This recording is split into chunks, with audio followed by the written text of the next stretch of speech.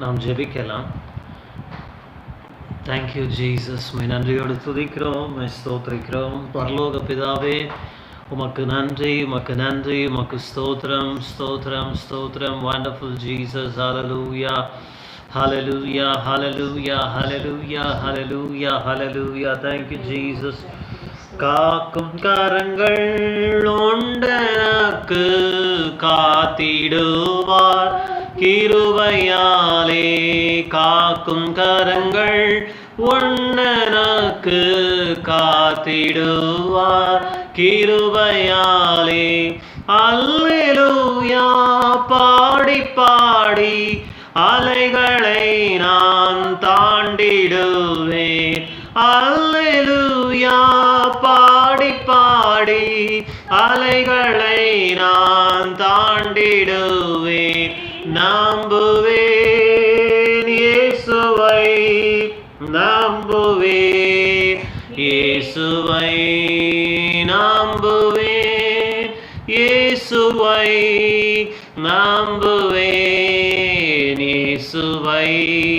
கண்மலைகள் பெயர்க்கும்படியாய் கர்த்தர் என்னை கரம் பிடித்தார். கண்மலைகள் பெயர்க்கும்படியாய் கர்த்தர் என்னை கரம் பிடித்தார். காத்திருந்து பலனடைந்து கழுகு போல எழும்பிடுவேன். காத்திருந்து பலனடைந்து கழுகு போல எழும்பிடுவேன். நம்புவேன் இயேசுவை, நம்புவேன் இயேசுவை, நம்புவேன் இயேசுவை, நம்புவேன் இயேசுவை, நம்புவேன் இயேசுவை, நம்புவேன் இயேசுவை. வாழ்த்துவேன் இயேசுவை, வாழ்த்துவேன் இயேசுவை. உயர்த்துவேன் இயேசுவை, உயர்த்துவேன் இயேசுவை. உம்மை உயர்த்தும்படியாக இந்த மாலையிலே நாங்கள் வந்திருக்கிறோம் ஆண்டவரே. எங்கே இருந்தாலும் ஆண்டவரே, நாமத்தை பிரஸ்தாபம் பண்ணுகிற எந்த இடத்திலும் ஆண்டவரே நீர் கடந்து வந்து எங்களை ஆசீர்வதிக்கிற தேவனாய் ஆண்டவரே, எங்கள் மத்தியிலே எழுந்தருளுகிற தேவனாய் நீர் விளங்குகிறபடியினால் உம்மை நன்றியோடு உம்மை துதிக்கிறோம். Thank you father. ஹல்லேலூயா. இயேசுவே, இந்த மாலை நேரத்திலும் ஆங்காங்கே ஆண்டவரே இந்த நேரடி ஒளிபரப்பில் இணைந்து கொண்டிருக்கிற இணைய போகிற ஒவ்வொருவரும் இடங்களிலும் உடைய சமூகம் வல்லமையாய் இறங்கி ஆண்டவரே அவர்களுக்கு நான் துணை நிற்கிறேன், நான் உன்னோடு கூட இருக்கிறேன் என்று நீர் விளங்க பண்ணுவீராக. Wonderful Jesus. ஹல்லேலூயா. பூட்டின அறைக்குள் எழுந்தருளின உயிர்த்தெழுந்த கர்த்தரே உமக்கு ஸ்தோத்திரம். பயத்தோடும் நடுக்கத்தோடும் ஆண்டவரே இருந்த உம்முடைய சீஷர்களுக்கு எழுந்தருளி சமாதானம் பரிசுத்த ஆவியை பெற்றுக்கொள்ளுங்கள் என்று அவர்கள் மேல் ஊதி அவர்கள் சமாதானம் என்று சொன்னீரே. Thank you Jesus. ஹல்லேலூயா. இந்த மாலை நேரத்தில் ஆண்டவரே அப்படிப்பட்ட ஒரு வார்த்தை பூட்டின அறைக்குள் ஆராதித்து கொண்டிருக்கிற ஒவ்வொருவருக்கும் நீ தர சித்தமுள்ளவராய் இருக்கிறபடியினால் நன்றி செலுத்துகிறோம். ஹல்லேலூயா. Thank you Jesus. ஹல்லேலூயா. எம்மாவூர் சீஷர்களின் எல்லா மன இருள் நீக்கினாரே. எம்மாவூர் சீஷர்களின் எல்லா மன இருள் நீக்கினாரே. எம்மன கலக்கங்கள் நீக்கினதாரே. எல்லையில்லா பரமானந்தமே. எம்மன கலக்கங்கள் நீக்கினதாலே எல்லையில்லா பரமானந்தமே. உயிர் தெழுந்தாரே. அல்லேலூயா. ஜெயித்தெழுந்தாரே. உயிருடன் எழுந்த மீட்பரீசன் சொந்தமானாரே. உயிருடன் எழுந்த மீட்பரீசன் சொந்தமானாரே.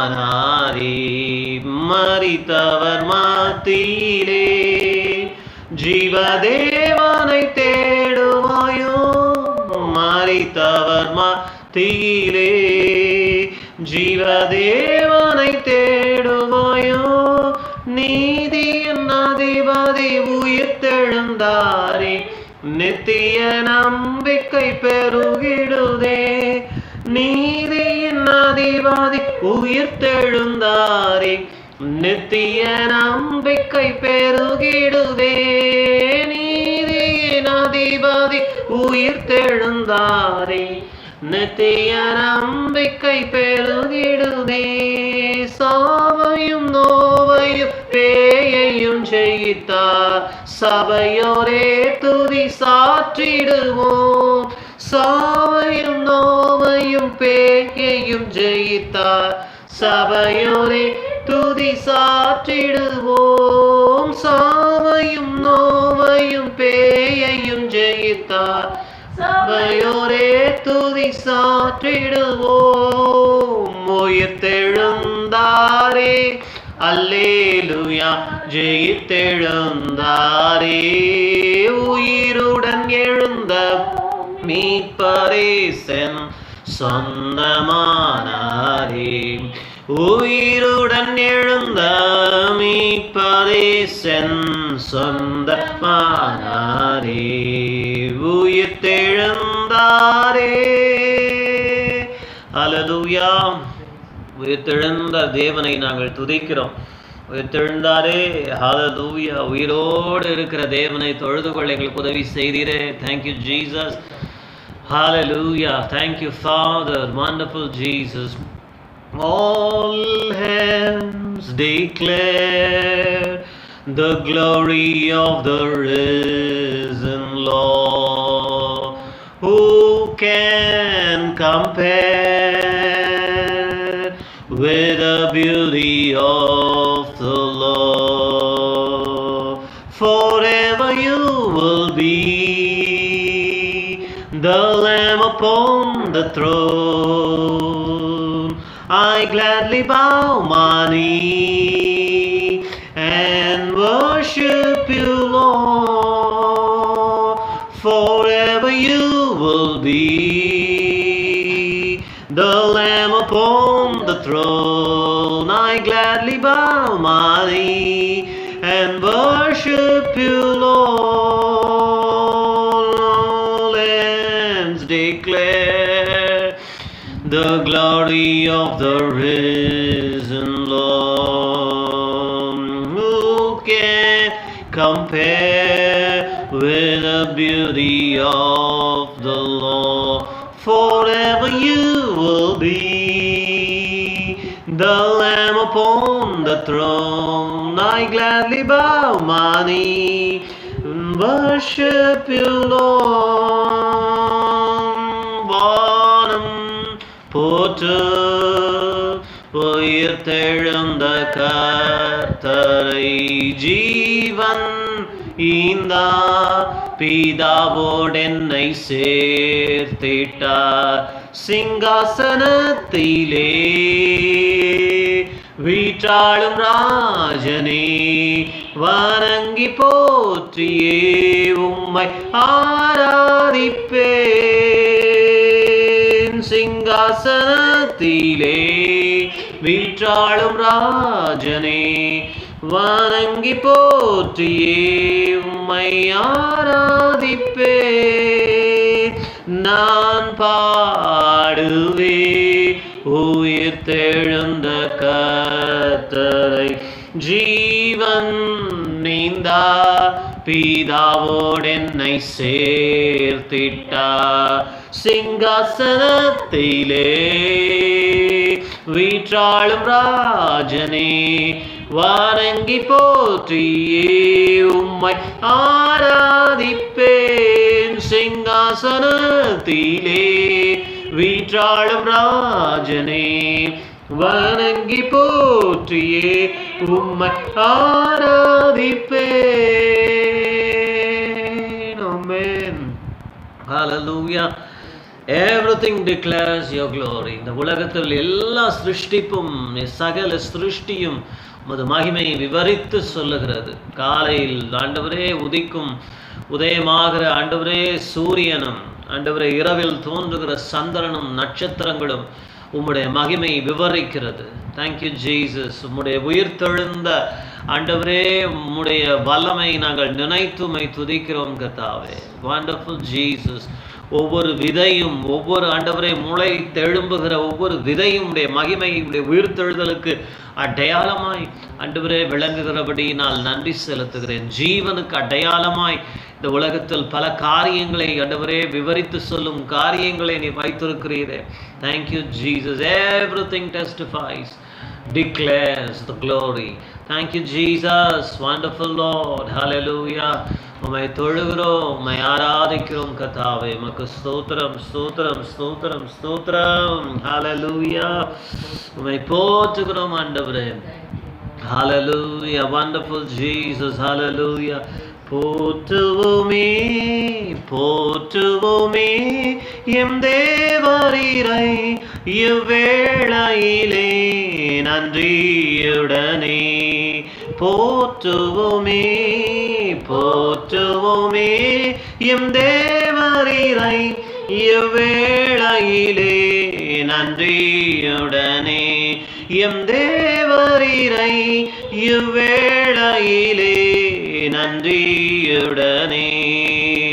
துங்கன்னிசுவே தூயாவுமக்கே துதிகள் சாற்றிடுவேன். துங்கனிசுவே தூயாவுமக்கே துதிகள் சாற்றிடுவோம்.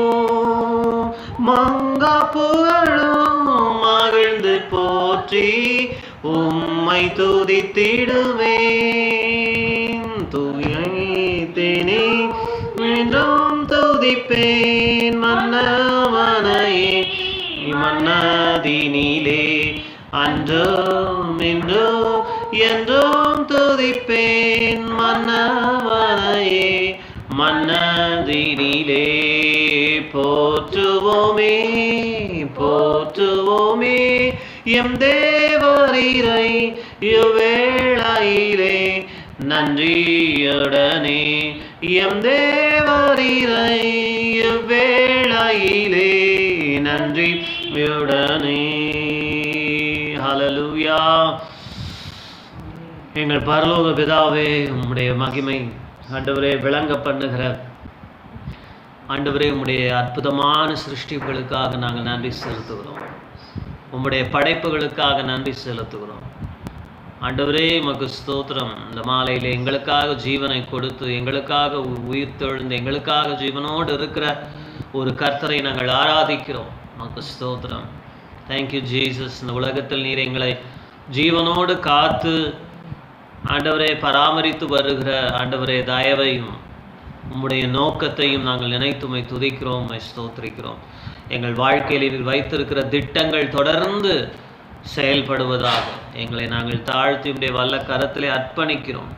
தொடர்ந்து உடைய வார்த்தையை கொண்டு எங்களோடு பேசும். இயேசு கிறிஸ்துவின் நாமத்தில் ஜெபிக்கிறோம் பிதாவே, ஆமென். கர்த்தருடைய நாமத்திற்கு மகிமை உண்டாவதாக. இந்த மாலையிலே மறுபடியுமாக இந்த நேரடி ஒளிபரப்பின் மூலமாக உங்களை சந்தித்து கர்த்தருடைய வார்த்தையை பகிர்ந்து கொள்வதிலே மிகுந்த மகிழ்ச்சி. நாம் நேரடியாய் கர்த்தருடைய வார்த்தைக்குள்ளாய் கடந்து செல்லலாம். 1 ராஜாக்களின் புஸ்தகத்திற்கு நேராக நம்முடைய வேதத்தை திருப்பிக் கொள்ளலாம். 1 ராஜாக்களின் புஸ்தகம் 18ஆம் அதிகாரம் 41 46 வரைக்கும் நான் வாசிக்கிறேன், கவனியுங்கள். Turn your Bibles if you have to 1 Kings chapter 18 verses 41 to 46. பின்பு எலியா ஆகாபை நோக்கி, நீர் போம், போஜனபானம் பண்ணும், பெருமழையின் இரைச்சல் கேட்கப்படுகிறது என்றான். ஆகா போஜனபானம் பண்ண போனான். பின்பு எலியா கர்மேல் பர்வதத்தினுடைய சிகரத்தின் மேல் ஏறி தரையிலே பணிந்து தன் முகம் தன் முழங்காலில் பட குனிந்து தன் ஊழியக்காரனை நோக்கி, நீ போய் சமுத்திர முகமாய் பார் என்றான். அவன் போய் பார்த்து ஒன்றுமில்லை என்றான். நீ இன்னும் 7 தரம் போய் பார் என்றான். 7ஆம் தரம் இவன், இதோ சமுத்திரத்திலிருந்து ஒரு மனுஷனுடைய உள்ளங்கை அத்தனை சிறிய மேகம் எழும்புகிறது என்றான். அப்பொழுது அவன், நீ போய் ஆகாபை நோக்கி, மழை உமை தடை செய்யாதபடிக்கு ரதத்தை பூட்டி போய்விடும் என்று சொல் என்றான். அதற்குள்ளாக வானம் மேகங்களினாலும் காற்றினாலும் கருத்து பெருமழை உண்டாயிற்று. ஆகாப் ரதத்தில் ஏறி யெஸ்ரயேலுக்கு போனான். கர்த்தருடைய கை எலியாவின் மேல் இருந்ததினால் அவன் தன் அறையை கட்டிக்கொண்டு யெஸ்ரயேலுக்கு வருமட்டாக ஆகாபுக்கு முன் ஓடினான். கர்த்தருடைய நாமத்திற்கு மகிமை உண்டாவதாக. எலியாவின் நாட்களில் நடந்த ஒரு அபாரமான அற்புதத்தை, இயற்கைக்கு மேற்பட்ட ஒரு அதிசயத்தை கர்த்தர் நடப்பித்ததை நாம் பல தடவைகளிலே பல சூழ்நிலைகளிலே தியானித்திருக்கிறோம், கவனித்திருக்கிறோம். ஆனாலும் இந்த மாலையிலே இதிலிருந்து ஒரு சொற்றொடரின் மூலமாய் பரிசுத்த ஆவியானவர் என்னோடு பேசினார். அதை தான் உங்களோடு கூட பகிர்ந்து கொள்ளப் போகிறேன்.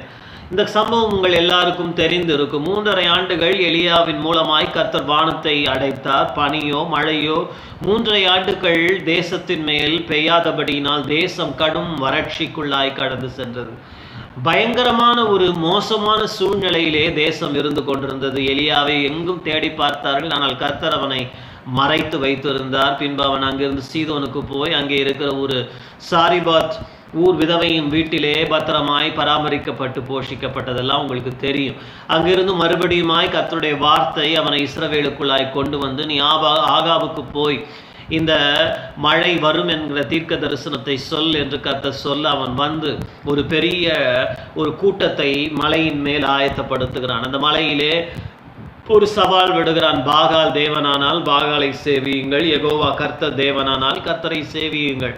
எவ்வளவு நாட்கள் இப்படி 2 நினைவுகளால் குந்தி குந்தி நடப்பீர்கள் என்று சொல்லி ஒரு பெரிய பலிக்காக ஆயத்தமாக்கப்பட்டது. அந்த பலியிலே கடைசியிலே பாகால் தீர்க்கதரிசிகளுக்கு அக்கினியினால் உத்தரவு வரவில்லை. ஆனால் எலியா சுருக்கமாய் ஜெபித்த பொழுது கர்த்தர் அவனுக்கு அக்கினியினால் உத்தரவு கொடுத்தார். அதன் நிமித்தமாய் இஸ்ரவேல் ஜனங்கள் எல்லாரும் விழுந்து பணிந்து கர்த்தரே தேவன், கர்த்தரே தேவன் என்று ஒரு பெரிய எழுப்புதல் உண்டாயிற்று. இதற்கு பின்பதாக எலியா அங்கிருந்த பாகால் தீர்க்கதரிசிகளை எல்லாம் கொன்று போட்டதையும் நாம் அறிந்திருக்கிறோம். இதெல்லாம் நடந்த பின்பு தான் கான்டெக்ஸ்ட். இதெல்லாம் நடந்த பின்பு அவன் எலியா என்ன பண்ணுகிறான்? அவன் மலையின் மேல் ஏறி போகிறான். கர்மேல் மலையின் மேல் ஏறி போகும் முன்பதாக ஆகாபை பார்த்து சொல்லுகிறான், பெருமழையின் இரைச்சல் சத்தம் கேட்கப்படுகிறது, ரதத்தை பூட்டி மழைக்கு முன்பதாக வீடு போய் சேரும் என்று சொல்லி ஆகாபுக்கு ஒரு வார்த்தை அவன் கொடுக்கிறதை நாம் பார்க்கிறோம்.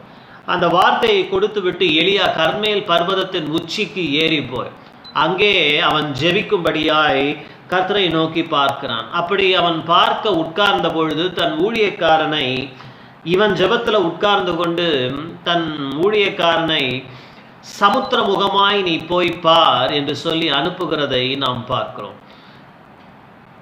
அவன் போய் பார்த்துவிட்டு ஒன்றும் இல்லை என்று திரும்பி வருகிறான்.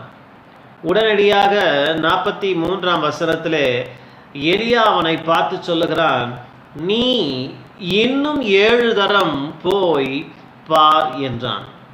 Go 7 times.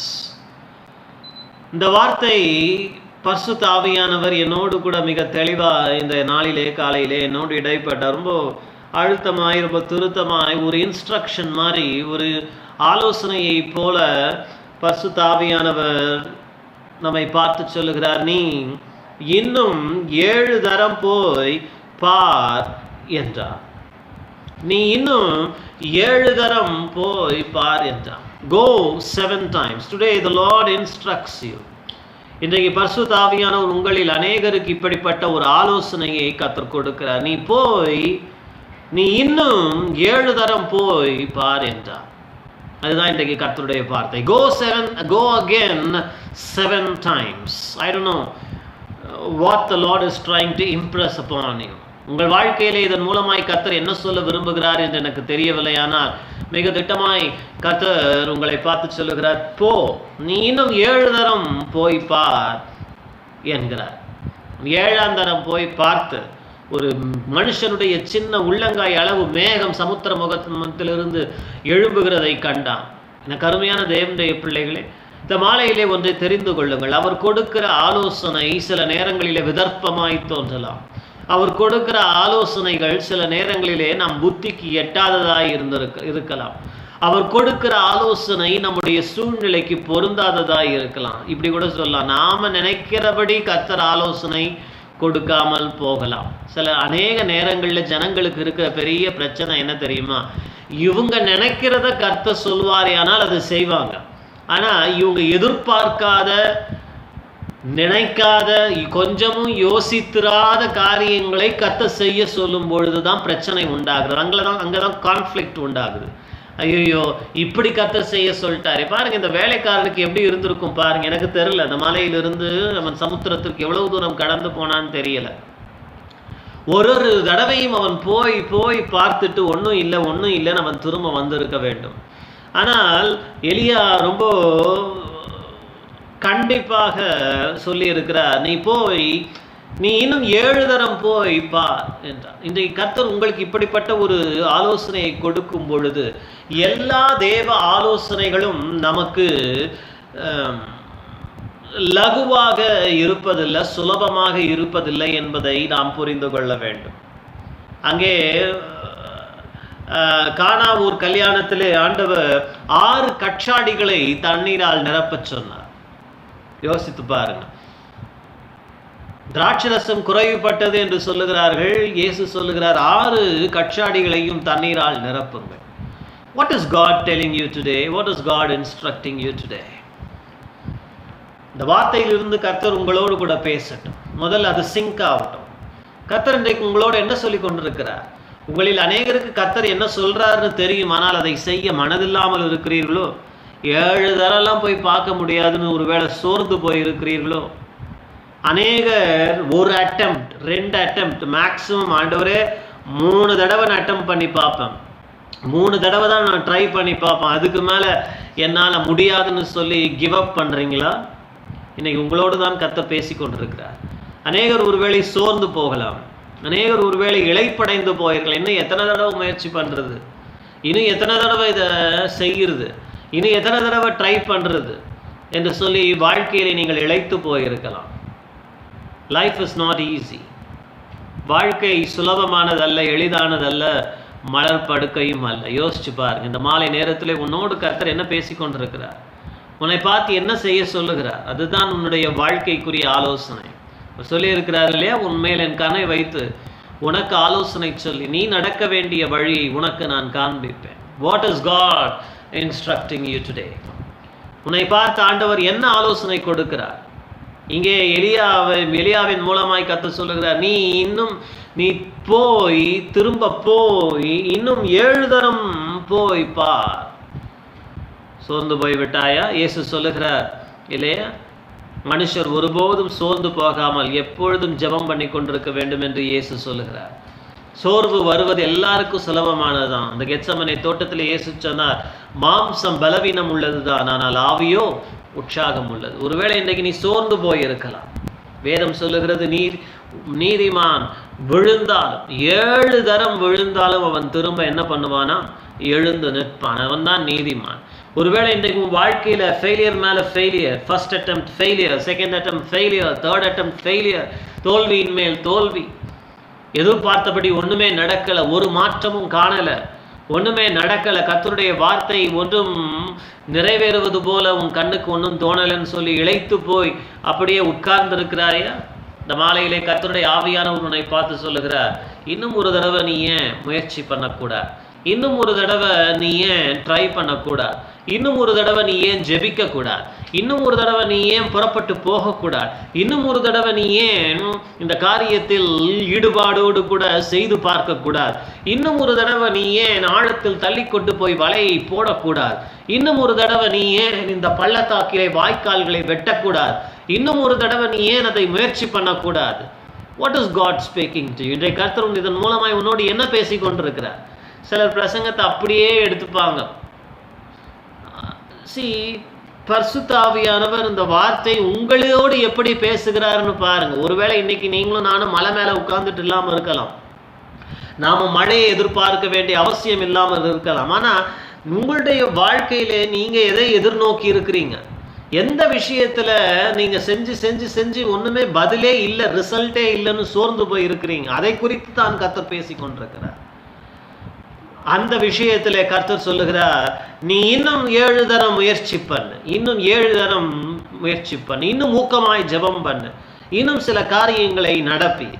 இப்படி எலியா 7 தரம் செய்வதற்கு அவனை உந்தி தள்ளினது என்ன என்பதை குறித்து பரிசுத்த ஆவியானவர் எனக்கு காண்பித்தார். அதை தான் உங்களோடு கூட நான் பகிர்ந்து கொள்ள விரும்புகிறேன். What pushed Elijah?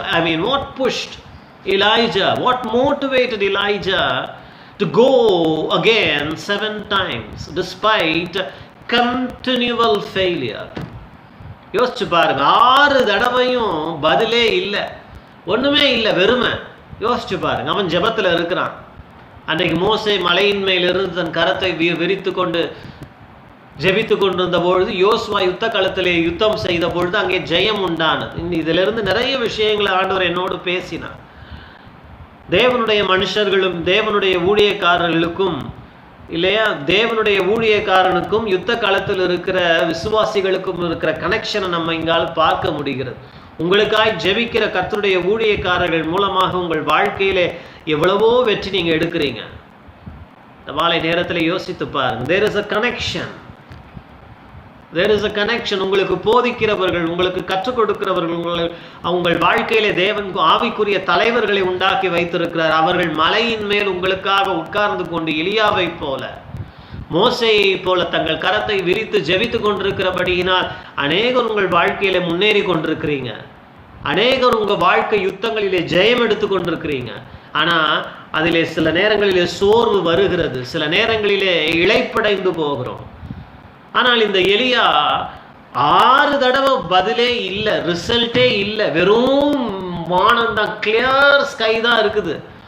ஒன்றும் மழைக்குரிய அறிகுறி, கர்த்தருடைய வாக்குத்தத்தம் நிறைவேறுவதற்குரிய அறிகுறியே இல்லைன்னு 6 தடவை அவனுக்கு ரிசல்ட் நெகட்டிவாக தான் வந்தது.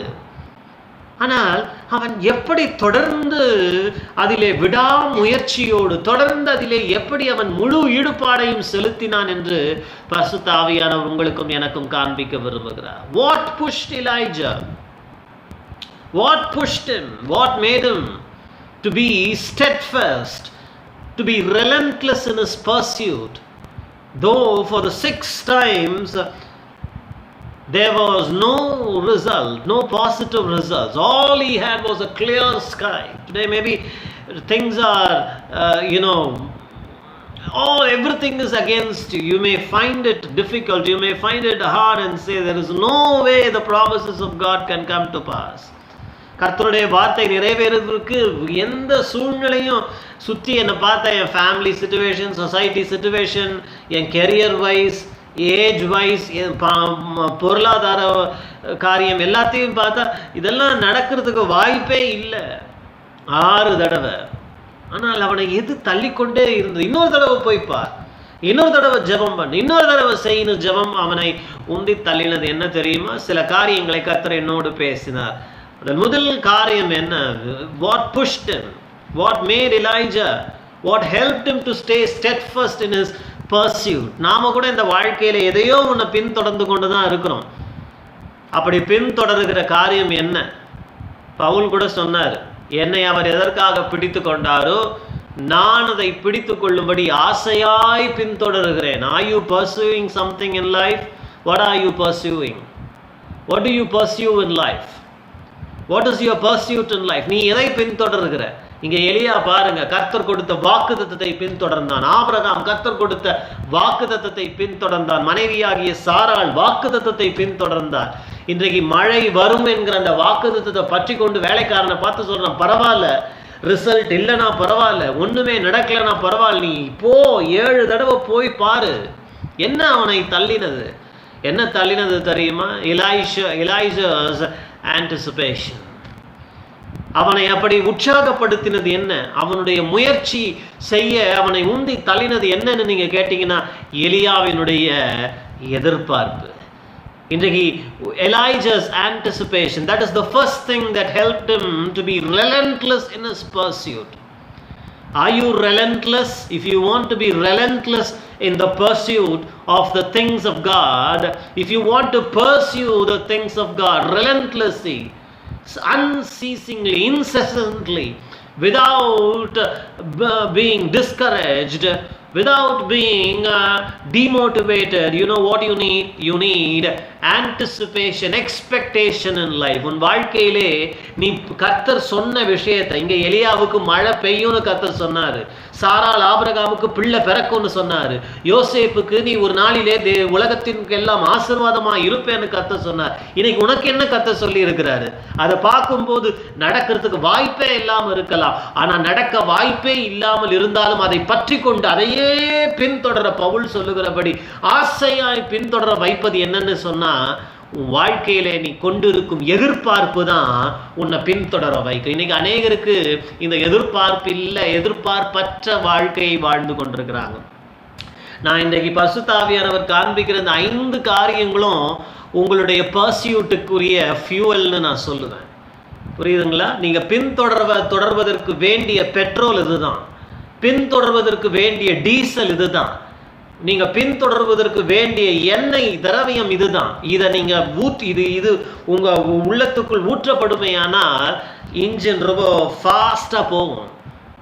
சோர்ந்து போகாம கர்த்தர் போக உதவி செய்வார். எதிர்பார்ப்பு இருக்க வேண்டும். Elijah's anticipation in life. What was Elijah anticipating?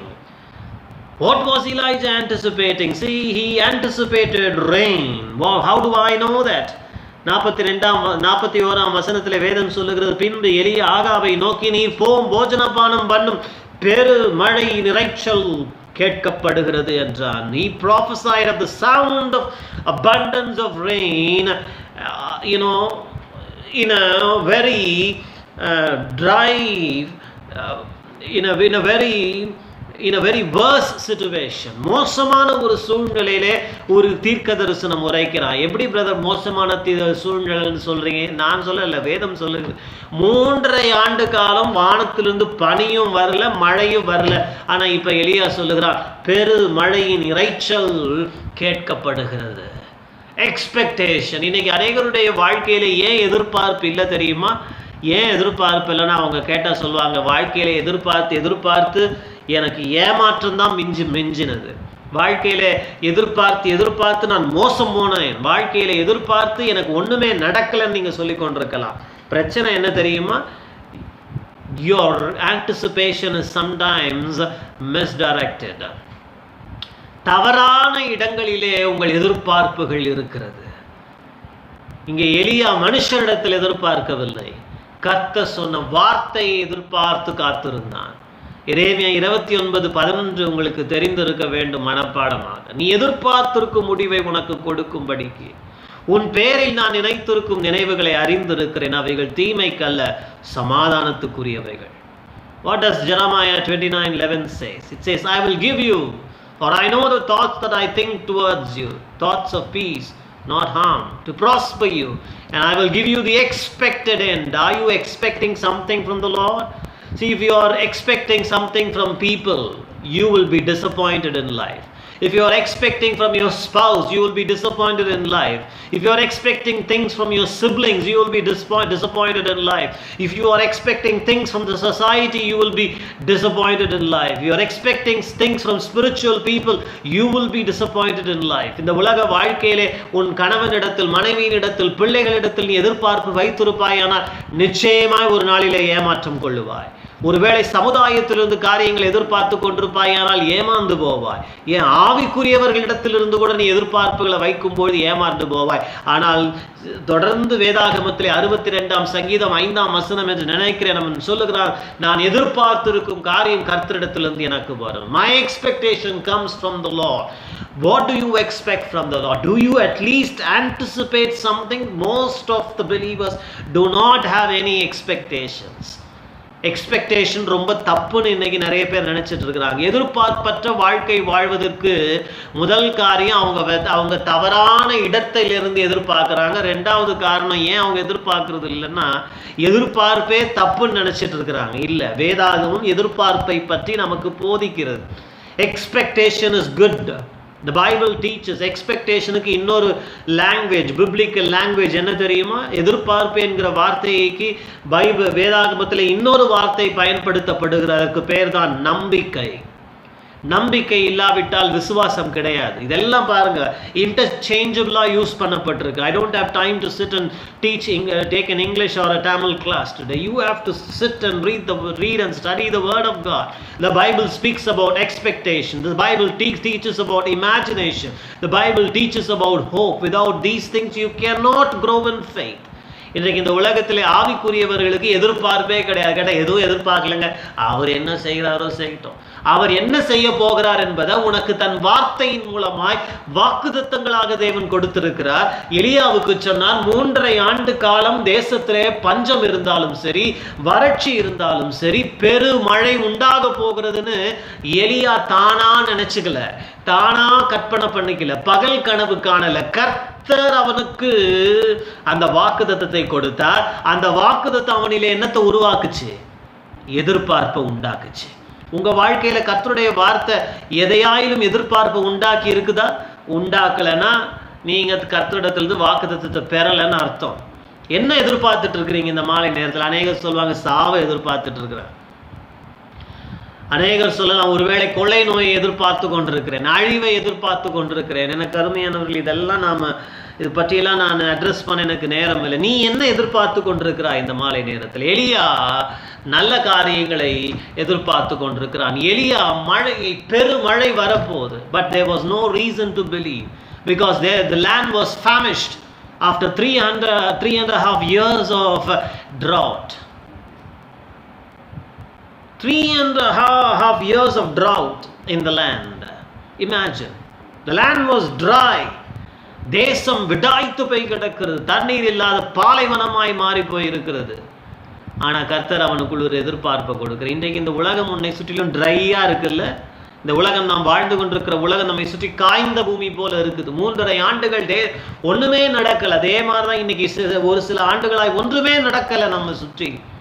ஆனா கர்த்தர் சொல்றாரு, அதன் மத்தியிலே உனக்கு ஒரு எதிர்பார்ப்பை நான் கொடுக்கிறேன். எதிர்பார்ப்பை மனுஷன் கொடுக்க முடியாது. அவருடைய வார்த்தை உனக்குள்ளே இன்ஜெக்ட் பண்ணுது. இந்த மாலை நேரத்தில் இந்த எதிர்பார்ப்பு உன்னை வெட்கப்படுத்தாது என்று ரோமர் 5:5 வேதம் சொல்லுகிறது. எதிர்பார்ப்பு இருக்கணுங்க. விசுவாசம் என்பது நம்பப்படுகிறவைகளின் உறுதியும் காணப்படாதவைகளின் நிச்சயம்னு சொல்லப்படுகிறது. கவனிச்சிங்களா? நம்பிக்கை வருது. நம்பிக்கை என்ற வார்த்தை அந்த வசனத்தில் வருகிறது. நம்ம சில நேரங்களில் மனப்பாட வசனம் சண்டே கிளாஸ் பிள்ளைங்க சொல்ற மாதிரி ரிசைட் பண்ணிட்டு போயிட்டே இருக்கிறோம். You don't pay much attention to words. It says faith is the substance of things hoped for. Hoped for. What do you hope for? Do you hope for good things in life? Do you hope for grand things in life? Do you hope for glorious things in life? What do you hope for? What is your hope today? Romans 5:5 says hope will not disappoint you. Hope will not put you to shame. ரோமர் 5:5 சொல்லுகிறது, விசுவாசம் இந்த நம்பிக்கை உங்களை வெட்கப்படுத்தாது. நம்பிக்கையை கர்த்தருடைய வார்த்தை தான் உங்களுக்கு கொடுக்கிறது. 27ஆம் சங்கீதம் 13ஆம் வசனத்தை தாவீது தன் நம்பிக்கையை பற்றி சொல்லுகிறான் பாருங்க. If you have the Bible, turn it to Psalm 27 and verse 13.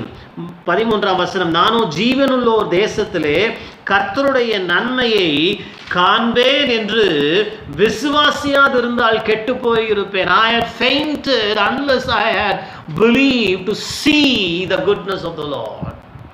இன்னும் பார்க்கல, கர்த்தருடைய நன்மை இன்னும் பார்க்கல. ஆனா அவன் சொல்றான், பார்ப்பேன் நம்பிக்கையோடு இருக்கிறேன்.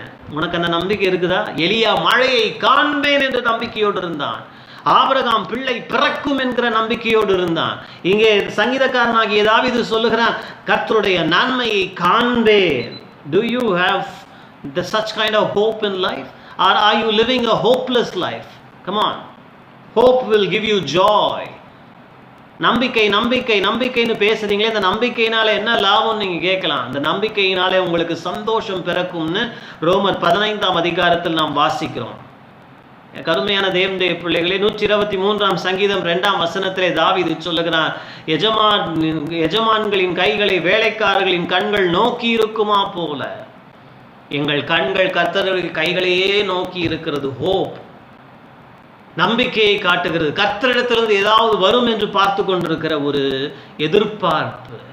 அதனாலதான் அந்த எதிர்பார்ப்பு அவனுக்கு இருந்தனாலதான் சொல்றான், இல்ல இல்ல இல்ல இல்ல முதல் தடவை ஒரு ஃபெயிலியர்னாலும் பரவாயில்ல, 2வது ஃபெயிலியர்னாலும் பரவாயில்ல, நீ 7 தடவை திரும்பி போய் பாரு. அந்த எதிர்பார்ப்பு இருக்கிறவங்க தான் வாழ்க்கையிலே விடாமுயற்சி, இடைவிடாத ஜெபம், வாழ்க்கையிலே சோர்ந்து போகாமல் இருப்பார்கள். எதிர்பார்ப்பே இல்லாதவங்க,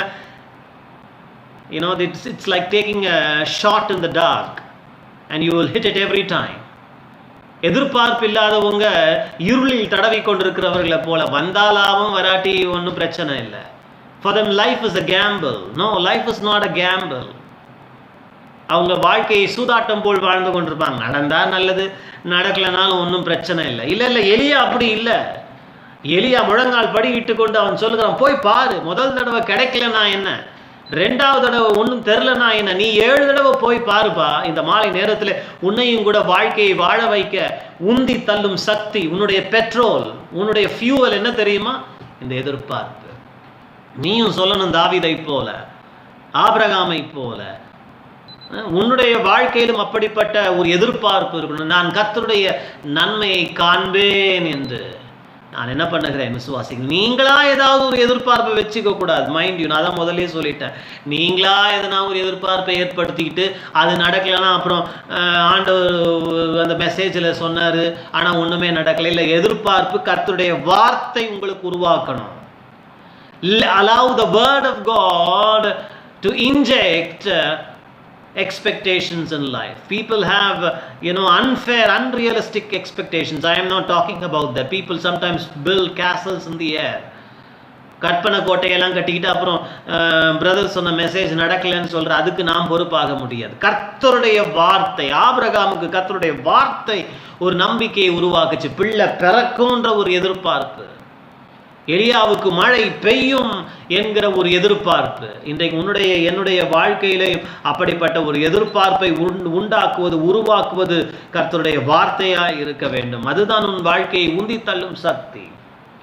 இரண்டாவதாக, what made him to relentlessly pursue, வாழ்க்கையிலே தொடர்ந்து இடையறாமல் அவன் பின்தொடர, சோர்ந்து போகாமல் பின்தொடர அவனை உற்சாகப்படுத்தினது என்ன?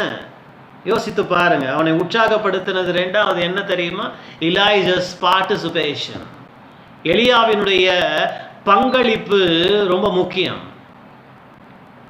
எலியாவினுடைய பங்களிப்பை நாம் பார்க்கிறோம். அவன் பங்கெடுத்தான். இன்னைக்கு எதிர்பார்ப்பு இருக்கிறது, ஆனா உன்னுடைய பார்ட்டிசிபேஷன் இருக்கிறதா? You have anticipation, you anticipate good things, you expect good things, but what about your participation?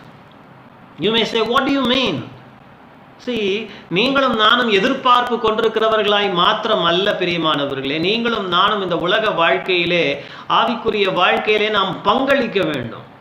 வேதம் சொல்லுகிறது, நீங்களும் நானும் கிறிஸ்துவுடனே கூட உடன் சுதந்திரவாளிகளும் பங்காளிகளுமாய் இருக்கிறோம் என்று கர்த்தருடைய வார்த்தை சொல்லுகிறது. நீங்க யாரு?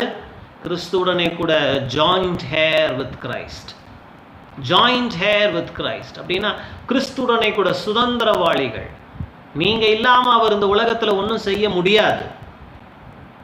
அதை முதல்ல நீங்க தெரிந்து கொள்ளணும். உங்க cooperation and coordination is very important. உங்க வாழ்க்கையில நீங்க கர்த்தரோடு கூட ஒத்துழைக்க வேண்டும், பங்களிக்கணும், பங்காற்றணும், பார்ட்டிசிபேட் பண்ணணும், விலகி இருக்கக்கூடாது. You are joint heirs with Christ. Don't forget that. See, that is why Jesus taught us in the disciples' prayer.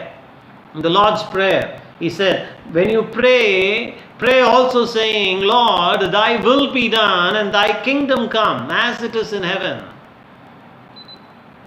ஆண்டவரே, பரலோகத்திலும் சித்தம் செய்யப்படுகிறது போல பூலோகத்திலும் செய்யப்படுவதாக என்று சொல்லி நீங்கள் ஜெபம் பண்ணும் பொழுது ஜெபியுங்கள் ஆண்டவர் கற்றுக் கொடுத்தார். ஏன் அது அப்படி கற்றுக் கொடுத்தாரு? ஏன் ஆண்டவருடைய சித்தம் தானா நிறைவேற முடியாதா? தானா நிறைவேற முடியாது. இன்னைக்கு அநேகர் அப்படிதான் தப்பா நினைச்சிட்டு இருக்கிறார். ஆண்டவர் சித்தம் வச்சா நடந்துரும், ஆண்டவர் சித்தம் வச்சா நடந்துரும். ஆண்டவர் சித்தம் வச்சா மாத்திரம் பத்தாது, நீ அவரோடு கூட ஒத்துழைக்க வேண்டும். ஏனென்றால் புதிய உடன்படிக்கையின் கீழே ஆண்டவரோடு கூட கிறிஸ்துவுடனே கூட நீங்கள் பங்காளிகள்னு சொல்லப்பட்டிருக்குது. உடன் பங்காளிகள், சுதந்திரவாளிகள். அப்படின்னா என்னன்னு உட்கார்ந்து யோசிச்சு பாருங்க. பங்காளினா என்ன? நீங்கள் தான் யோசிச்சு பார்க்கணும். அது என்னுடைய டீச்சிங் அல்ல, அது குறித்து எனக்கு பேச எனக்கு நேரமும் அல்ல. எல்லாவற்றையும் நான் கற்றுக் கொடுக்க முடியாது. நீங்கள் தான் you have to sit and two your home work. What does it mean to joint hair? Bank account சில பேர் வச்சுருப்பாங்க இல்லையா? நீங்கள் நடத்துகிற பிஸ்னஸில் husband and wife joint account வச்சுருப்பாங்க. அப்படின்னா என்ன? ஒருத்தர் கையெழுத்து போட்டால் மாத்திரம் செல்லாது. ஹஸ்பண்ட் கையெழுத்து போட்டால் மாத்திரம் சொல்லாது, மனைவியும் என்ன செய்யணும், அந்த ஜாயிண்ட் அக்கௌண்ட்டில் கையெழுத்து போடணும். அதே மாதிரி தான் ஜாயிண்ட் ஹேர்ஸ் வித் கிரைஸ்ட்னு சொல்லும் பொழுது அவர் நினச்சிட்டா மாத்திரம் நடந்துரும்னு கிடையாது. அவர் நினச்சிட்டார். ஆனால் நீ என்ன பண்ணணும், அவரோடு கூட ஒத்துழைக்க வேண்டும். இன்றைக்கு அநேகருடைய வாழ்க்கை தேவ சித்தத்தோடு ஒத்துழைக்காமல் நேர் எதிராக ஓடிக்கொண்டிருக்கிறார்கள். நேர் எதிராய் ஓடுகளுடைய வாழ்க்கையிலே ஆண்டவர் நல்லதே நினைச்சிருந்தா கூட நடக்காது. He wants you to cooperate with him, coordinate with him, comply with his will. Are you doing it? Most of the times we don't comply with his will. We go against the will of God. தேவ சித்தத்திற்கு புறம்பா எதிராய் நாம் புறப்பட்டு போயிட்டு அப்புறம் சொல்லுவோம், வாக்குத்தத்தம் ஒண்ணுமே நடக்கலையேங்க, கர்த்தருடைய வசனம் ஒண்ணுமே நடக்கல, நிறைய பேர் தீர்க்க தரிசனம் சொன்னாங்க, ஒண்ணுமே நிறைவேறல. ஏன்னா நீ எலியாவை போல பங்களிக்கவில்லை. Elijah not only anticipated but he also participated in the will of God willingly. It is a conscious effort. அறிந்து நீ முயற்சி செய்ய வேண்டும். See, God wanted to bless Peter and the other fishermen. ஆண்டவர் படகை கொடுத்த பேதுருவையும் அவனோடு இருந்த மற்ற சீஷர்கள் மீனவர்களையும் ஆசீர்வதிக்க விரும்பினார். வார்த்தையை கொடுத்தார். நீங்கள் ஆழத்திற்கு தள்ளி கொண்டு போய் வலையை போடுங்கள்னு சொன்னார். அது ஆண்டவருடைய சித்தம். ஆண்டவர் அவர்களுக்கு வலைகள் கிழியத்தக்கதான்களை மீன்களை கொடுக்கணும்னு தேவன் சித்தம் வைத்திருந்தார். ஆனா அவர்கள் என்ன பண்ண வேண்டியது இருந்தது, படகை தள்ளி கொண்டு போக வேண்டியதா இருந்தது. படகை என்ன பண்ண வேண்டியதா இருந்தது, ஓட்டி கொண்டு போக வேண்டியதா இருந்தது. கரையிலே நின்றுட்டு ஆண்டவர் வாக்குத்தத்தம் கொடுத்துட்டாருப்பா, சூப்பர். ஆண்டவர் சொல்லிட்டாரு, வலைகள் கிழியத்தக்கதாக, படகுகள் நிரம்பத்தக்கதாக மீன்கள் கிடைக்க போதுன்னு அவங்க கரையிலே உட்கார்ந்து இருந்தா நடந்துருக்குமா? யோசிச்சு பாருங்க. ஆண்டவர் என்ன சொன்னாரு, நான் வலைகள் கிழியத்தக்கதாக நான் மீன் அப்பொழுது உங்களுக்கு அகப்படும். அப்பனா என்ன, நீங்க என்ன பண்ணணும், அவர்கள் படகை தள்ளி கொண்டு போ. See, it needed the participation of Peter, Andrew and other fishermen. It doesn't happen automatically. It doesn't happen by suddenly. No, that's not the thing. அதனால தான் it is said supernatural. நீங்க கவனிச்சீங்கன்னா அந்த word it's a compound word. ரெண்டு வார்த்தை அதுல இருக்கு. இயற்கைக்கு மேற்பட்ட, தமிழ்ல எப்படி இன்டர்பிரட் பண்றதுன்னு தெரியல. Supernatural, they cannot be super without natural. If you want supernatural, there has to be two elements. When God's glory covers up the natural, it becomes supernatural.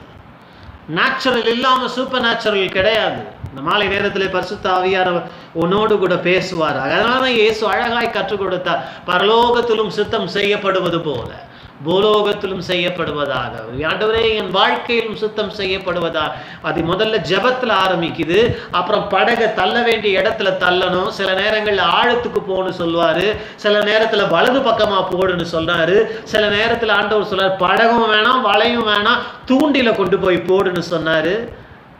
See, it required, it needed Peter's cooperation and participation. Willingly you have to participate. Otherwise the word of the Lord cannot have any effect. இன்னைக்கு ஏன் அநேகருடைய வாழ்க்கையில் வாக்குத்தத்தங்கள் எல்லாம் சேகரித்து வச்சிருக்கிறாங்க, ஏன் நடக்கல? பெரும் மழை, அப்படியே மேகம் கருத்து இருக்குது, ஆனால் ஏன் பெய்யலை? இங்கே எலியாவினுடைய வாழ்க்கையை பாருங்கள். நீங்கள் கேட்கலாம், எலியா பார்ட்டிசிபேட் பண்ணான்னு நீங்கள் எப்படி சொல்கிறீங்க? 42ஆம் வசனத்தில் வேதம் சொல்லுகிறது, he cast himself down to the earth, putting his face between his knees. தன் முகம் குப்புற விழுந்து தன் தலை தன்னுடைய முழங்காலில் படும்படியாக குனிந்து. அப்படின்னா என்ன? It shows his pastor. அவனுடைய பங்களிப்புக்கு எப்படி அவன் பங்களித்தான்? முதல்ல ஜெபத்தில் அது ஆரம்பித்தது. How do you participate in God's goodness? How do you show your participation? It all begins with prayer. ஜெபத்தில் ஆரம்பிக்கணும். ஆனால் ஜெபம் மாத்திரம் அல்ல. இன்னைக்கு நிறைய பேர் ஜெபம் ரொம்ப நல்லது, அதுதான் ஃபவுண்டேஷன். வாழ்க்கையினுடைய அஸ்திபாரம் ஜெபம். ஆனால் அநேகர் என்ன பண்ணுறாங்கன்னா அஸ்திபாரத்தோடு நின்றுடுறாங்க. அங்கே தான் பிரச்சனை. ஜெபம் எவ்வளவு ஜெபித்தாலும் நல்லது, தப்பே கிடையாது. ஆனால் வேதாகமத்தை பொறுத்த மட்டிலே ஜெபம் என்பது உன் வாழ்க்கைக்குரிய அஸ்திபாரம். ஆனால் அஸ்திபாரத்தோடு நின்றுட்டா போதாது, வீடு கட்டி எழுப்பப்பட வேண்டும். People stop with prayer alone. No, it doesn't stop. It begins there. Prayer without action is like wagon without wheels. You don't go very far in life.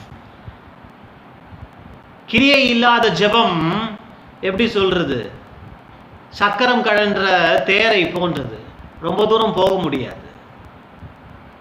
இந்த வாழ்க்கையிலே நீ கர்த்தருடைய ஆசீர்வாதத்தினுடைய உச்சிதமானதை பெற்றுக்கொள்ள வேண்டுமே, ஆனால் it requires your willingness, your participation, and participation begins in prayer, but it doesn't end there. Prayer is just the beginning. ஜெபம் என்பது வாழ்க்கையில எனக்கு தெரிஞ்சு நல்லா ஜெபிக்கிற நிறைய பேர் எனக்கு தெரியும், ஆனால் வாழ்க்கையில எந்த விதமான மாற்றமும் ஆசீர்வாதமும் இல்லை. நல்லா ஜெபிக்கிறாங்க, மணிக்கணக்காக ஜெபிக்கிறாங்க, ஆனால் வாழ்க்கையில் எப்போ கேட்டாலும் ஜெபம் ஜெபம் ஜெபம். ரொம்ப நல்லதுங்க, ஜெபம் ரொம்ப தேவை, அவசியமானது, இன்றியமையாததானால் அவங்க என்னத்தை கவனிக்க தவறுறாங்கன்னா, அஸ்திபாரத்திலே நிற்கிறோன்றதை மறந்துடுறாங்க.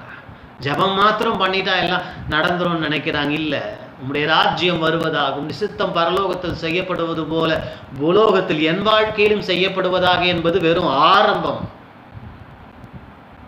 இயேசு கெத்செமனே தோட்டத்திலே, பிதாவே இந்த பாத்திரம் என்னை விட்டு நீங்க கூடுமானால் நீங்கட்டும், ஆகிலும் என் சித்தம் அல்ல உம் சித்தத்தின்படி ஆகட்டும்னு சொல்லி ஜெபிச்சுட்டு அப்படியே விட்டுட்டு இருந்தாருன்னா என்ன ஆயிருக்கும்? ஒன்றும் நடந்திருக்காது.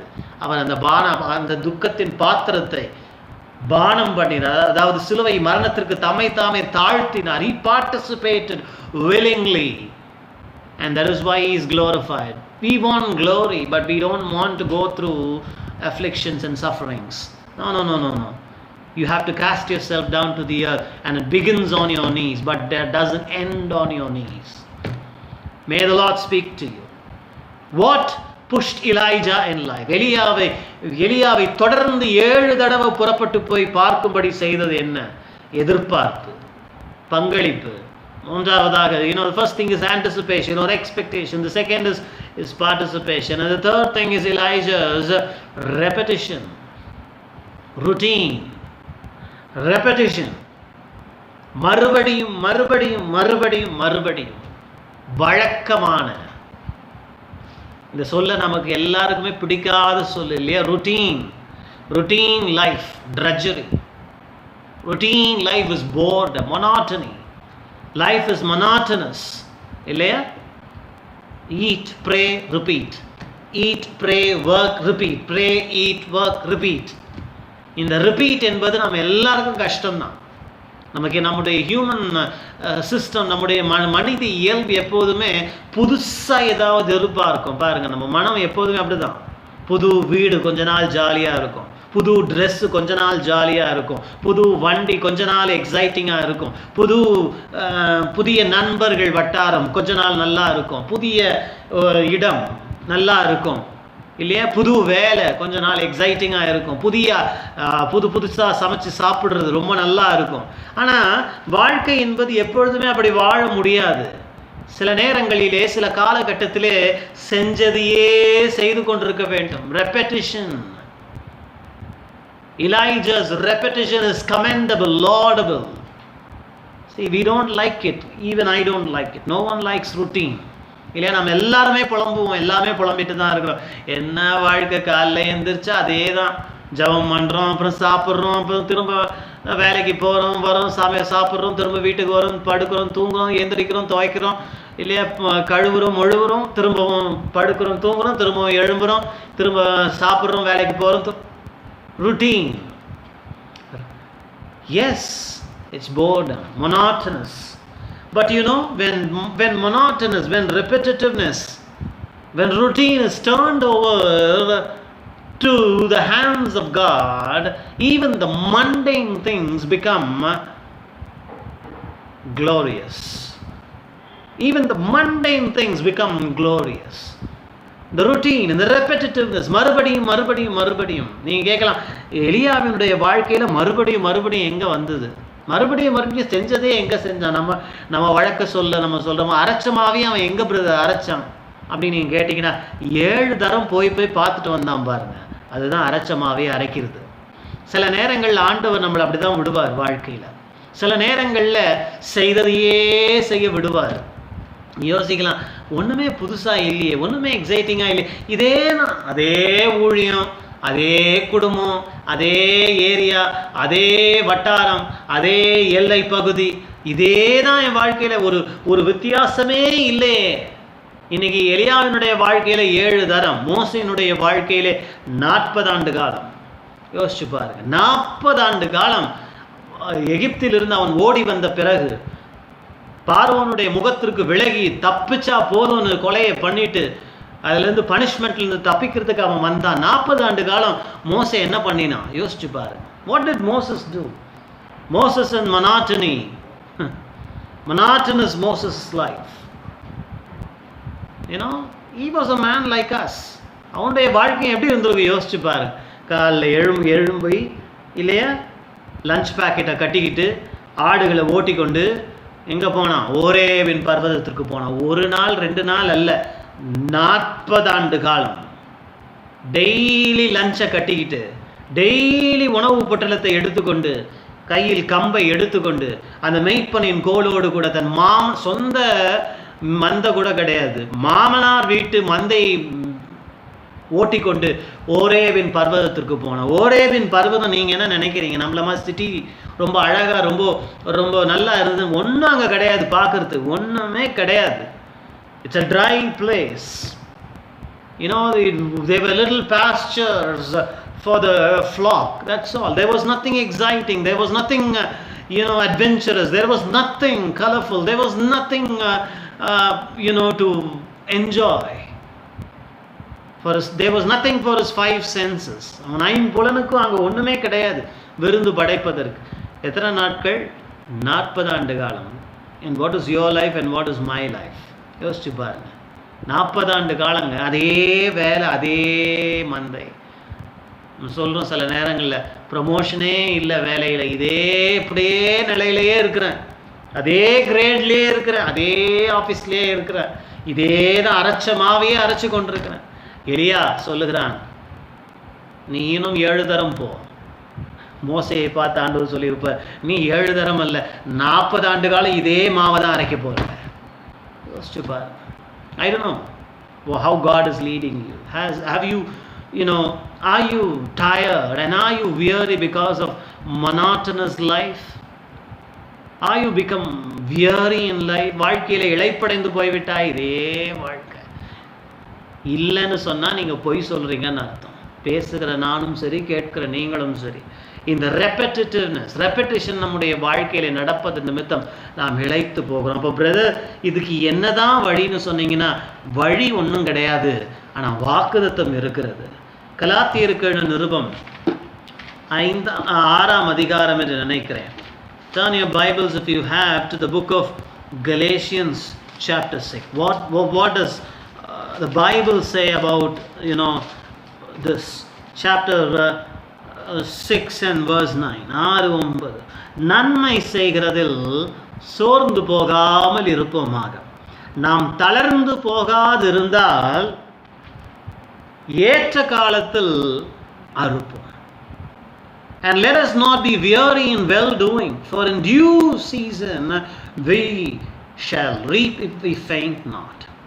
திரும்ப வாசிக்கிறேன். நன்மை செய்கிறதில் சோர்ந்து போகாமல் இருப்போமாக, நாம் தளர்ந்து போகாதிருந்தால் இந்த வருஷத்துக்குள் அறுவடை அறுப்போம், இந்த மாதத்துக்குள் அறுவடை அறுப்போம் அப்படின்னு நான் சொன்னேன்னா எல்லாருக்கும் சந்தோஷமாயிடும், எல்லாரும் ஹாப்பி ஆயிடுவாங்க. கை தட்டி அல்லேலூயான்னு சொன்ன நான் பொய்யன் ஆயிடுவேன். The Bible says ஏற்ற காலம், due season. அந்த டியூ சீசன் எப்போ பிரதர்னு கேட்டிங்கன்னா எனக்கும் தெரியாது, எந்த ஊழியக்காரனுக்கும் தெரியாது, எழுதின பவுலுக்கும் தெரியாது. Due season. இதே மாதிரி இன்னொரு வசனம் பேதுரு எழுதுகிறார், அவருடைய ஏற்ற காலத்தில் உங்களை உயர்த்தும்படி அவருடைய பலத்த கரத்தின் கீழ் அடங்கியிருங்க. ஏற்ற காலம் எவ்வளவு காலம் தெரியாது. ஏர் கோட்ஸ் தான் due season. We don't know. It was 7 times for Elijah and the servant. It was 40 years for Moses. It was nearly 25 years for Abraham and Sarah, and it was 13 years for Joseph, and it was 14 years for Apostle Paul in the deserts of Arabia. I don't know what you're going through. The Bible speaks of due season, but it doesn't clarify, it doesn't explain, it doesn't say much about when it begins and when it ends. There is no expiration date given. Expiry date கொடுக்கலங்க. Dew சீசன்ன்றது இப்போ தொடங்கி, இப்போ கர்ப்ப காலத்தில் இருக்கிற பேறு காலத்தில் இருக்கிற பெண்மணி கூட டியூ சீசன் கொடுக்குறாங்க. இன்னைக்கு டியூமா அப்படின்னு கொடுக்குறாங்க, அது முந்தும் பிந்தும். ஆனால் கர்த்தருக்கு காத்திருக்கிறவர்களுக்கோ டியூ சீசன் எப்போனே தெரியாது. ஆனால் அவர் என்ன சொல்கிறாருன்னா, இந்த தெரியுதோ தெரியலையோ, இந்த டியூ சீசனை பற்றின வெளிப்பாடு உனக்கு இருக்கோ இல்லையோ, அது 7 நாளோ 25 வருஷமோ 40 வருஷமோ 13 வருஷமோ தெரியாது டியூ சீசன் எப்போ முடியும். ஆனால் நீ என்ன பண்ணிக்கிட்டே இருக்கணும்னா, அந்த டியூ சீசனில் ஏற்ற காலம் வர வரைக்கும் நன்மை செய்கிறதுல சோர்ந்து போகாமல் இருக்கணும். எலியா, நன்மை, what is well doing in your life? நன்மை என்றால் என்ன நன்மை செய்யணும்? என்ன நன்மை தெரியுமா? போயிட்டு வா, சமுத்திர முகமா போயிட்டு வா. மோசே, உன் வாழ்க்கையில் நன்மை செய்கிறதுன்னு என்னப்பா அர்த்தம்னு கேட்டால் அவன் சொல்லியிருப்பான், எங்கள் மாமனார் மந்தையை மேய்ப்பது தான் நன்மை. அப்போ உன் வாழ்க்கையில் நன்மை செய்கிறதுனா என்ன தெரியுமா? கர்த்தர் உன் கையில் என்ன உத்தரவாதம் பொறுப்பை கொடுத்துருக்கிறாரோ அதை சோர்ந்து போகாமல் செய்யணும். டெய்லி செய்யணுமா? செய்யணும். எவ்வளோ நாள் தெரியாது. ஏற்ற காலம் வரும் வரைக்கும் செய்து கொண்டே இருப்போமேயானால் அறுவடை நிச்சயம், உயர்வு நிச்சயம். எப்போன்னு கேட்டால் தெரியாது. இன்னைக்கு நம்ம எல்லாருக்கும் அந்த நேரம் காலம் தெரிஞ்சுக்கிறதுல ரொம்ப ஆர்வம். எனக்கும் தான். I also wish I could tell you when the due season will end in your life, but I don't know. I don't want to be a liar. I don't want to give you false hope. Come on, cheer up today. மாலை நேரத்தில் பரிசுத்த ஆவியானவர் ஒரு node கூட பேசுவாராக. இந்த ரெப்படேஷனை பற்றி நாம் யோசித்து கொண்டிருந்த பொழுது பரிசுத்த ஆவியானவர் எரேமியாவின் வாழ்க்கையை எனக்கு நினைவுபடுத்தினார். 18ஆம் அதிகாரம் முதல் 6 வசனங்களிலே ஒரு நாளிலே எரேமியா தீர்க்கதரிசியை பார்த்து சொன்னார், நீ குயவனுடைய வீட்டுக்கு புறப்பட்டு போ, அங்கே நான் உன்னோடு பேசுவேன். See, God has mysterious ways in dealing with his people. And Jeremiah, prophet Jeremiah went to the prophet's field. குயவனுடைய வீட்டுக்கு போகிறான். அங்கே குயவன் ஒரு சக்கரத்தில் என்ன பண்ணி கொண்டிருக்கிறான்? களிமண்ணை உருட்டி வைத்து அந்த சக்கரத்திலே பானைகளை அல்லது பாத்திரங்களை மணைந்து கொண்டிருக்கிறார். கர்த்தர் எரேமியாவோடு பேசுகிறார். இந்த சக்கரம், இந்த wheel of life, you are the clay and I am the potter. And when Jeremiah was witnessing the scene, the clay, the lump in the hands of the potter sometimes crumbled under the potter's hand. It was marred many times within the potter's hands. But yet the wheel was spinning. The wheel was spinning. The potter did not relent. The potter did not give up. Even when the vessel was marred, even when the vessel broke down, even when the vessel did not conform to the shape he had in his mind. But what did he do? He continued to turn the wheel, to spin the wheel, and eventually, ultimately, God shaped it into a vessel according to the pattern and the will and the plan he had in his mind concerning the lump of clay. Let me repeat. எரேமியா பார்த்து கொண்டிருந்த பொழுது கர்த்தர் சொன்னார், நீதான் அந்த களிமண், நான் தான் அந்த குயவன், இதுதான் வாழ்க்கை சக்கரம். கவனிச்சிங்களா? வாழ்க்கை ஆண்டவர் எப்படி எதனோடு ஒப்பிடுறாரு? வாழ்க்கை சக்கரம், வீல். வீல் எப்படி என்ன பண்ணுங்க? சுழன்றுட்டே இருக்கும். அப்படின்னா என்ன அர்த்தம்? ரெப்படிஷன். நேற்று நடந்தது இன்னைக்கும் நடக்கும். இன்னைக்கு தூங்குவீங்க, நாளைக்கு எந்திருப்பீங்க, மறுபடியும் தூங்குவீங்க, சாப்பிடுவீங்க. See, the wheel of life, it keeps spinning. It doesn't stop for any man. என்ன அருமையா பேசுறாரு இல்லையா? What a marvelous analogy of life. சில நேரங்களில் இந்த வீல், the roller coaster rideன்னு சொல்லுவோம். மேலே போகிறது கீழே வருது, மேலே போகுது கீழே வருது, மேலே போகுது கீழே வருது. இதுக்கு நடுவில் என்ன நடந்தாலும் கர்த்தர் இந்த மாலை நேரத்தில் உனக்கு வாக்கு கொடுக்கிறார். இந்த வாழ்க்கை சக்கரம் சுழல்கிற வேகம், சிலருடைய வாழ்க்கை வேகமாய் சுழன்று கொண்டிருக்கலாம், சிலருடைய வாழ்க்கை எளிமையாய் சுழன்று கொண்டிருக்கலாம், சிலருடைய வாழ்க்கை சக்கரம் மெதுவாய் சுழன்று கொண்டிருக்கலாம். எப்படி சுழன்றாலும் சரி, எத்தனை முறை உன் வாழ்க்கை உடைந்தாலும் சீர்குலைந்தாலும் நிலை குலைந்தாலும் சரி, உன் குயவன் உன்னை கைவிட மாட்டார். உன் குயவன் உன்னை விட்டுவிட மாட்டார்.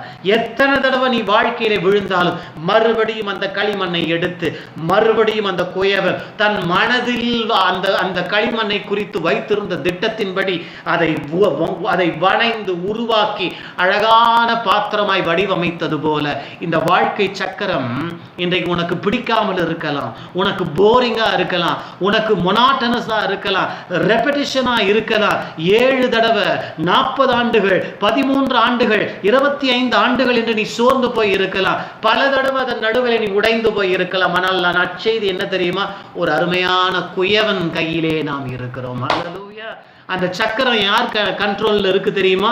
அந்த குயவனுடைய கண்ட்ரோல்ல இருக்கு. Your life is under the control of God's hands. The potter has a complete control. Come on, cheer up today. The wheel of life sometimes can be monotonous, but yet we have a potter, and he will shape you, he will mold you. No matter how many times you are marred, how many times you are crushed and crumbled in life, you have a potter.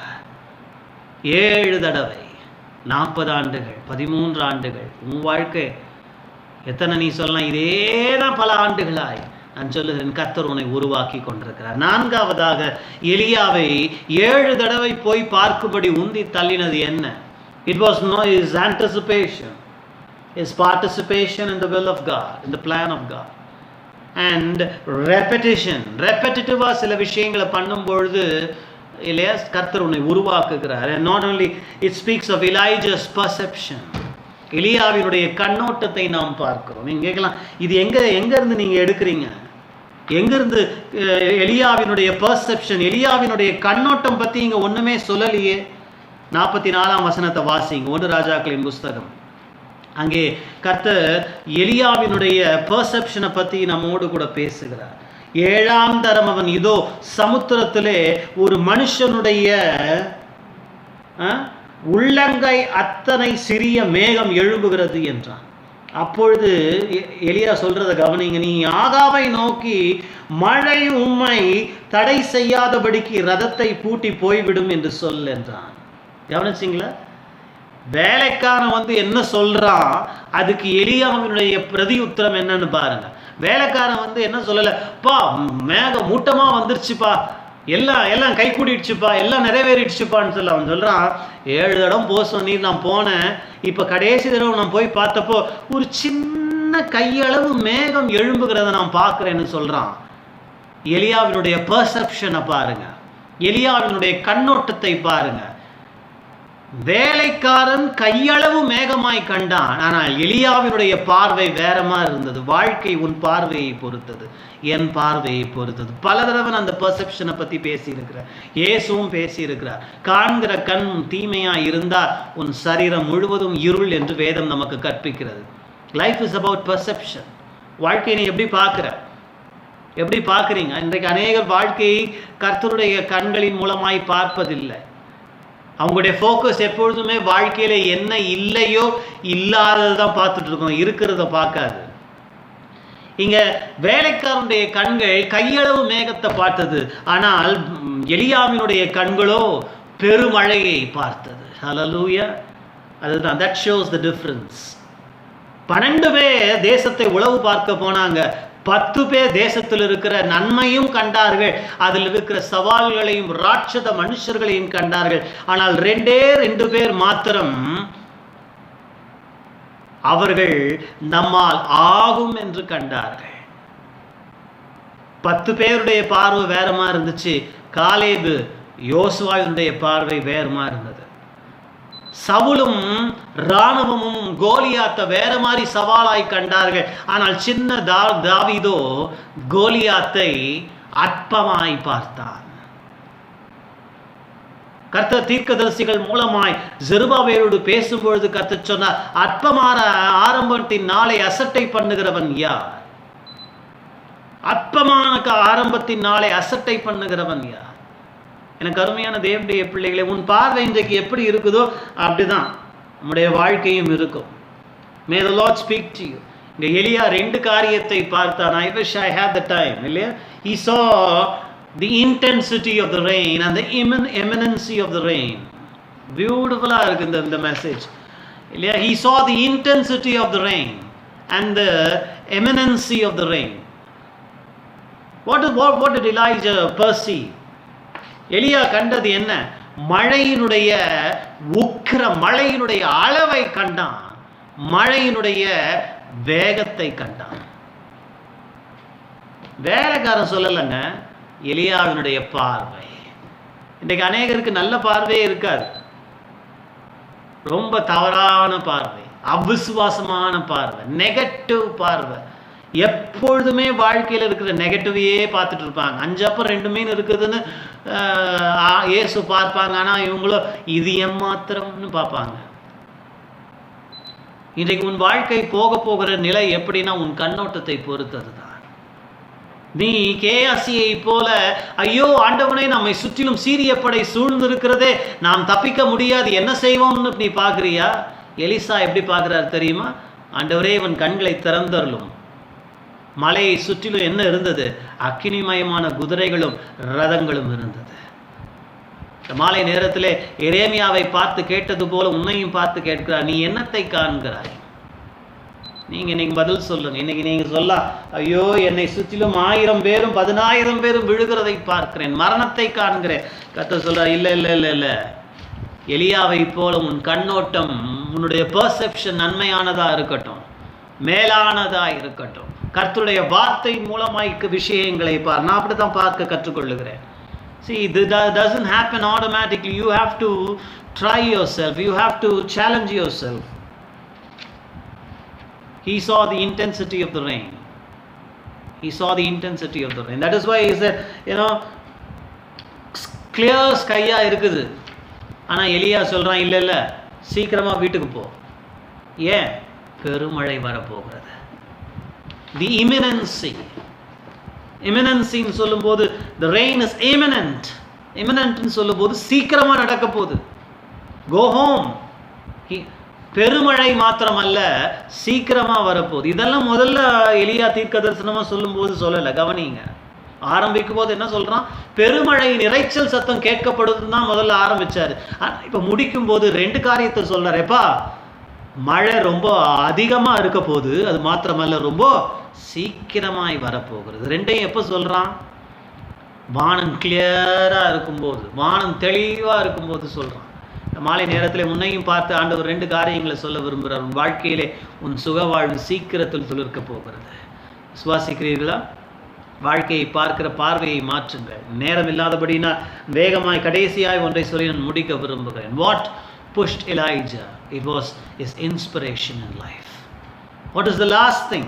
எலியாவினுடைய வாழ்க்கையை அவன் 7 தடவை முயற்சி பண்ணும்படி, 7 தடவை காரியத்தை விட்டுவிடாமல் பின்தொடரும்படி செய்தது என்ன? அவனுடைய பெர்செப்ஷன் மாத்திரமல்ல, inspiration. Inspiration. we all need inspiration in life. Inspiration சொல்லும் பொழுது என்ன சொல்றது? ஊக்கம், மன ஊக்கம். ஊக்கம் தேவையா? எல்லாருடைய வாழ்க்கையில மோட்டிவேஷன் வேற, இன்ஸ்பிரேஷன் வேறங்க. மோட்டிவேஷன் சொல்லும் பொழுது உற்சாகம். இங்கே நான் ஊக்கம்னு சொல்றது கூட ஏவுதல், மன ஏவுதல்.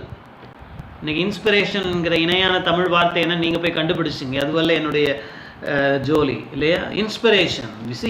You and I need inspiration. நீங்கள் கேட்கலாம், இன்ஸ்பிரேஷன் எப்படி சொல்கிறீங்க? இங்கே பாருங்கள், அதே அதிகாரத்தில் கடைசி வசனம் 46ஆம் வசனம். கர்த்தருடைய கை எலியாவின் மேல் இருந்ததினால் அவன் தன் அறையை கட்டி கொண்டு இஸ்ரேலுக்கு வருமட்டாக ஆகாபுக்கு முன்பதாக ஓடினான். Elijah ran before the chariot of Ahab to the entrance of Jezreel. What made him to run with such force and such intensity? What made Elijah to run the life? What made Elijah to outrun the chariot? It says the hand of the Lord was upon Elijah. கர்த்தருடைய கை எலியாவின் மேல் இருந்தது. அதை தான் நான் inspiration சொல்கிறேன். கர்த்தருடைய கை என்பது கர்த்தருடைய ஆவிக்கு சமானம். கர்த்தருடைய கை என்பது தேவனுடைய கிருபைக்கு சமானம். நீ வேதாகமத்தில் வாசித்துக் கொள்ளலாம். கர்த்தருடைய கை அவன் மேல் இருந்தது. The grace of the Lord or the spirit of the Lord was upon him. That inspired him. Therefore he girded his loins. தன் அறையை கட்டிக்கொண்டு 1 பேதுருவின் புஸ்தகம் 1ஆம் அதிகாரம் 13ஆம் வசனத்திலே வேதம் சொல்லுகிறது, உங்கள் மனதின் அறையை கட்டிக்கொள்ளுங்கள். இப்போ நமக்கு ஒரு அறையை கட்டணும். அறை என்று சொல்லும் பொழுது நம்முடைய இடுப்பு பகுதியில் கீழே வர காரியத்தை காண்பிக்கிறது. நம்முடைய கீழ் வஸ்திரத்தை காண்பிக்குது. அவர்கள் அந்த காலத்தில் எப்படிப்பட்ட வஸ்திரம் உடுத்தி இருந்தாங்க உங்களுக்கு தெரியும். பெரிய அங்கி மாதிரி உடுத்தி இருந்திருப்பாங்க. இது என்ன பண்ணுன்னா, ஓடும்போது காலை இடற பண்ணும். பெரிய அங்கி போட்டுக்கிட்டு ஓட முடியாது. பெரிய வஸ்திரம் தரித்து ஃப்ரீ ஃப்ளோயிங் கவுன் போட்டுக்கிட்டு ஓட முடியாது. அதனால் என்ன பண்ணுவாங்கன்னா, பண்டைய காலங்களில் தடகள ஓட்ட வீரர்கள் என்ன பண்ணுவாங்கன்னா, தங்கள் வஸ்திரத்தை நல்லா வரிஞ்சு கட்டிக்கிட்டு ஓடுன்னு சொல்லுவாங்க பாருங்க. அதை தான் இங்கே சொல்கிறாங்க.